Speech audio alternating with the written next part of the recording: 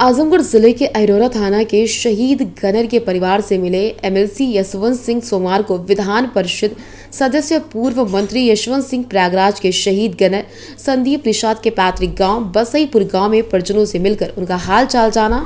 MLC Yashwant Singh शहीद gunner Sandeep Nishad के पिता संतराम निषाद, शहीद के बड़े भाई प्रदीप निषाद से घटना की जानकारी ली। शहीद की पत्नी रीमा की तबीयत भी जानी, परिवार की स्थिति की जानकारी ली। वहीं शहीद के पिता संतराम ने कहा, एक ही बेटा कमाने वाला था, वो भी चला गया।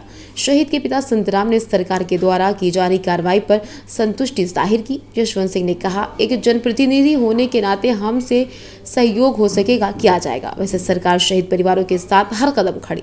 पत्रकारों के सवाल पर विजय उस्मान की पत्नी के द्वारा उठाए गए सवाल पूछे जाने पर एमएलसी ने कहा, लोकतंत्र में सवाल उठना सबसे बड़ा अधिकार, लेकिन उससे पीछे कितना गहरा अपराध प्रयागराज में अंजाम दिया गया छुपा है, जिससे तीन परिवार खत्म हो गए। आजमगढ़ पहुंचे पूर्व मुख्यमंत्री सपा के राष्ट्रीय अध्यक्ष ने पत्रकारों के सवाल के जवाब में कहा, अभी शहीद संदीप निषाद के परिजन से मिलने नहीं जाऊंगा क्योंकि सत्ता पक्ष वोट की राजनीति का सवाल उठाएगा।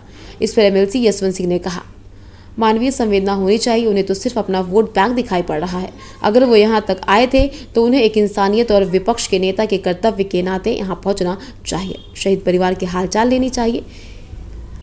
देखिए, घटना बहुत दुखदाई है और इस घटना को उत्तर प्रदेश की सरकार ने स्वयं बहुत गंभीरता से लिया है, इसे चुनौती माना है। इस घटना में जितने लोग शामिल हैं उनका गिन गिन कर हिसाब किया जा रहा है। 2 के सफाए किए जा चुके हैं और शेष जो बचे हैं उनके लिए पूरी सरकार लगी हुई है और पीड़ित परिवार के पक्ष में भी सरकार खड़ी है। उसे जो भी करना हो कुछ तो किया है और आगे भी करेगी। आज जो इनकाउंटर में मारा गया है उसकी पत्नी ने कुछ सवाल उठाए हैं। हालांकि सवाल तो उठाना लोकतंत्र में लोगों का काम है और आरोपी है, इसलिए आरोप लगा रही हैं कि वो नहीं था, उस दिन हमारे साथ था।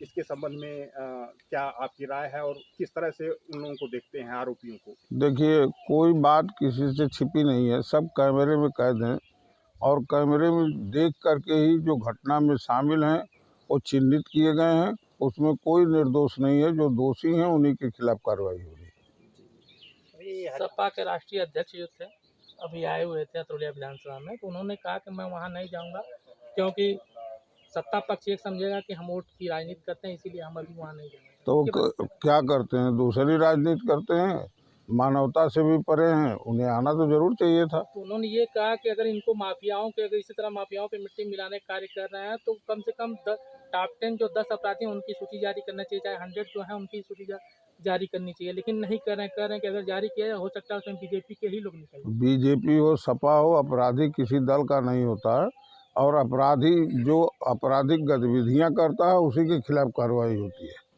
जो नहीं करना चाह रहा है उसको थोड़ा वर्तमान स्थिति में शामिल किया जाएगा।